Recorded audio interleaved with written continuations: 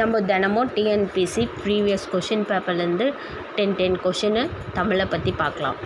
வாங்க வீடியோக்குள்ளே போயிடலாம். ஃபஸ்ட்டு கொஷின், வா என்றவே சொல்லின் வினை முற்று வந்தாள். ஆன்சர் வந்தாள். செகண்ட் கொஷின், ராமன் வந்தான் எவ்வகை தொடர் என அறிந்து எழுதுக. எழுவாய் தொடர். ஆன்சர் எழுவாய் தொடர். மூணாவது கொஷின் பார்க்கலாம். ஒரு ஆயுள் முதல் 3-4 சீர்களில் முதல் அளவெழுத்து நிற்க இரண்டாம் எழுத்து ஒன்றி வர தொடுப்பது டேஸ் எதுகை. மேல்வாய் எதுகை. ஆன்சர் மேல் கதுவாய் எதுகை. ஃபோர்த் ஒன் பார்க்கலாம். இது சொல்லின் பொருளை நம்ம கண்டுபிடிக்கணும். நனந்தலை உலகம், அதனோட பொருள் அகன்ற உலகம்.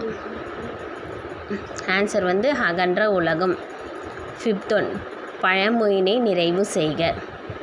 மரத்தை இலை காக்கும், மானத்தை பணம் காக்கும். ஆன்சர் மானத்தை பணம் காக்கும். மோனை சொல்லை கண்டறிக.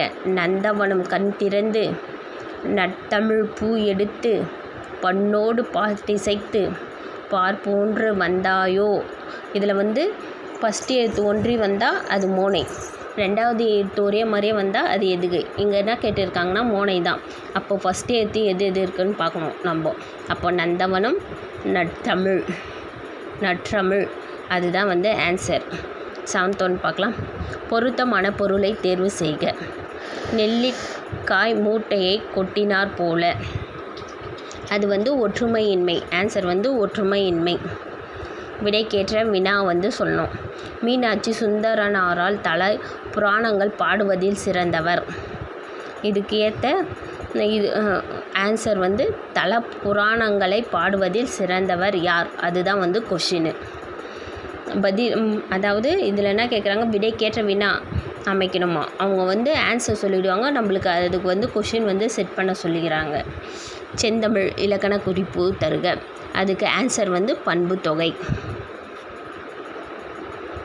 லாஸ்ட் ஒன், 10வது கொஷின்.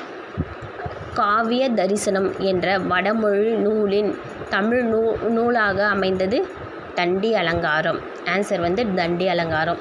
Thank you friends. இதே மாதிரி தினமும் நம்ம 10 கொஷின் ப்ரீவியஸ் கொஷினை பற்றி பார்க்கலாம். தேங்க்யூ.